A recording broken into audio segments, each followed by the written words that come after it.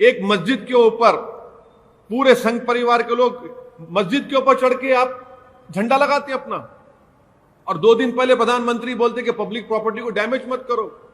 Radicalisation कौन हो चुका है? रेडिकलाइजेशन मंदसौर में जो ये लोगों ने हरकत की, उनका रेडिकलाइजेशन हुआ है मेजॉरिटी कम्युनिटी का। इनको डीरेडिकलाइज करने के लिए क्या कर रही है सरकार?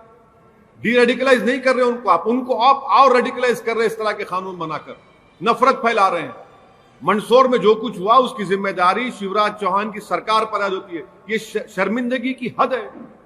अफसोसनाक बात है कि एक जुलूस जाता है और मस्जिद के ऊपर जो दिल्ली में हुआ था वो दोबारा हो रहा है। यहां पर मस्जिद को तोड़ दिए ना, उसको क्या बोलेंगे? आपको टावर की फिक्र पड़ी हुई है। मस्जिद के ऊपर झंडा लगा रहे हो, उसकी बात नहीं करेंगे आप? एक सुनिए, और एक मिनट, अगर टावर को बंद कर रहे हैं तो वहां की सरकार को करना चाहिए, देखना चाहिए क्या हो रहा है। देखिए प्रोटेस्ट डेमोक्रेटिक राइट है, प्रोटेस्ट होना चाहिए और प्रोटेस्ट हर रोज होना चाहिए। सुनिए, चाहे प्रोटेस्ट मेरे खिलाफ भी हो, प्रोटेस्ट होना चाहिए। प्रोटेस्ट में वायलेंस नहीं होना चाहिए और ना सरकार स्टेट वायलेंस कराए। तकलीफ इस बात की है कि भारत के संविधान को ये संघ परिवार के लोग उससे नफरत करते हैं, संविधान से। अगर संविधान को पढ़ लेते तो उनको मालूम होता कि right to life, right to liberty, freedom of religion हमारे संविधान का फंडामेंटल राइट्स है। कोई सरकार उससे छेड़छाड़ नहीं कर सकती। अगर ये सुप्रीम कोर्ट के जजमेंट्स पढ़ लेते, प्राइवेसी का जजमेंट पढ़ लेते, 377 का जजमेंट पढ़ लेते, तो सुप्रीम कोर्ट ने साफ तौर पर कह दिया है कि आपकी पर्सनल लाइफ में सरकार का कोई इंटरफेरेंस नहीं हो सकता है। आप होते कौन है कि मैं किससे शादी करूं ना करूं?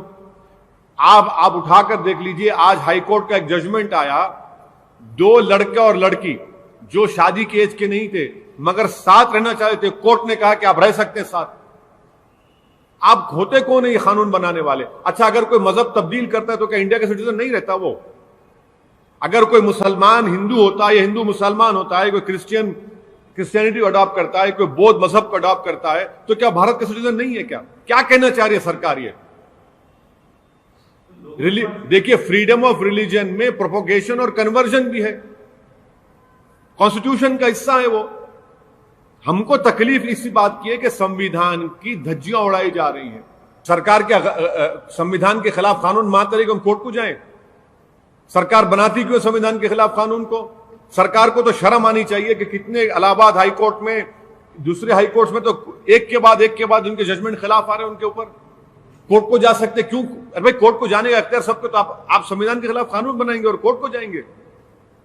बुनियादी बात यह है कि आपको कोई राइट नहीं है मेरी पर्सनल लाइफ में इंटरफेयर होने का।